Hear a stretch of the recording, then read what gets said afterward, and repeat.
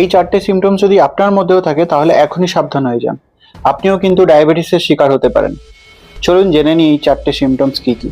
Symptoms number 1, সারাদিন ক্লান্ত লাগা, ঘুম পুরোপুরি হয়েছে তাও সারাদিন যেন ঘুম ঘুম পাচ্ছে, অল্পতেই ক্লান্ত হয়ে পড়ছেন, তাহলে কিন্তু এখনই সাবধান হয়ে যান। সিমটমস নাম্বার 2, আপনার পেটের মেদ আনএক্সপেক্টেডলি বেড়ে যাচ্ছে, আপনি বুঝতেও পারছেন না কেন। সিমটমস নাম্বার 3, হঠাৎ হঠাৎ করে আপনি অ্যাংজিয়াস হয়ে পড়ছেন, আপনার মেন্টাল স্ট্রেস লেভেল বেড়ে যাচ্ছে, অথবা আপনি সমস্ত কিছু খুব সহজেই ভুলে যাচ্ছেন, যে জিনিসগুলো কখনোই ভোলেন না, যেগুলো কখনোই ভোলা উচিত না, হয়তো সেগুলো আপনি ভুলে যাচ্ছেন। সিমটমস নাম্বার 4, আপনার ঘাড়ের কাছটা বা গলার কাছটা যেন একটু ডার্ক হয়ে গেছে, যেটা আপনার বডি কমপ্লেক্সনের সাথে ম্যাচ করছে না।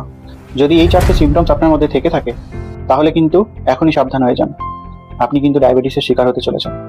এখন আপনাদের অনেকেই আমার কাছে প্রশ্ন করবেন, কিন্তু ডাক্তারবাবু আমি তো সুগারের রিপোর্ট করাই নিয়মিত, প্রত্যেক বছরই করি, সমস্ত টেস্ট করাই, সবকিছুই নর্মাল, কিন্তু স্টিল আমার এই সিমটমসগুলো থাকে। আমি বলছি, নিশ্চয়ই এটুকু আপনি বলবেন যে আপনি হয়তো সমস্ত টেস্টগুলো করান, কিন্তু এই দুটো টেস্ট কখনোই করাননি। Test number 1, HOMA IR. Test number 2, fasting insulin. আপনি এই টেস্টগুলো করলেই জানতে পারবেন যে আপনার শরীরে ইনসুলিনের মাত্রা হয়তো স্বাভাবিকের থেকে অনেকটাই বেশি। আর এই ঘটনাটাকে বা এই কন্ডিশনটাকে আমরা বলে থাকি মেডিকেল ভাষায় ইনসুলিন রেজিস্ট্যান্স, যেটা ডায়াবেটিস হওয়ার আগে সংকেত দেয়।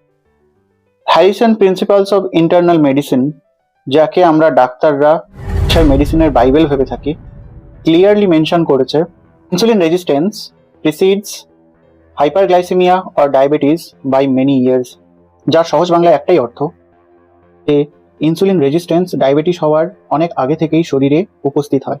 এখন জেনে নিই ইনসুলিন রেজিস্ট্যান্স কি। ইনসুলিন রেজিস্ট্যান্স আর কিছুই না, আমাদের শরীরের যে কোষ ইনসুলিনের উপর রিয়াক্ট করা বন্ধ করে দেয়। ইনসুলিনের মেজর কাজ আমাদের কোষের মধ্যে আমাদের যে গ্লুকোজটাকে রক্ত থেকে কোষের মধ্যে ট্রান্সফার করা, যাতে করে কোষ এনার্জি উৎপন্ন করতে পারে বা শক্তি উৎপন্ন করতে পারে। কিন্তু যখন ইনসুলিন রেজিস্টিভিটি এসে যায় বা ইনসুলিন রেজিস্ট এসে যায়, তখন কিন্তু আমাদের কোষে গ্লুকোজ আপটেক হতে বেশি পরিমাণ ইনসুলিন লাগে এবং সেই প্রসেস ধীরে ধীরে স্লো ডাউন হতে হতে ডায়াবেটিসের রূপান্তরিত হয়। তো সময় থাকতেই আপনারা সচেতন হয়ে যান, সুরক্ষিত থাকুন, ভালো থাকুন।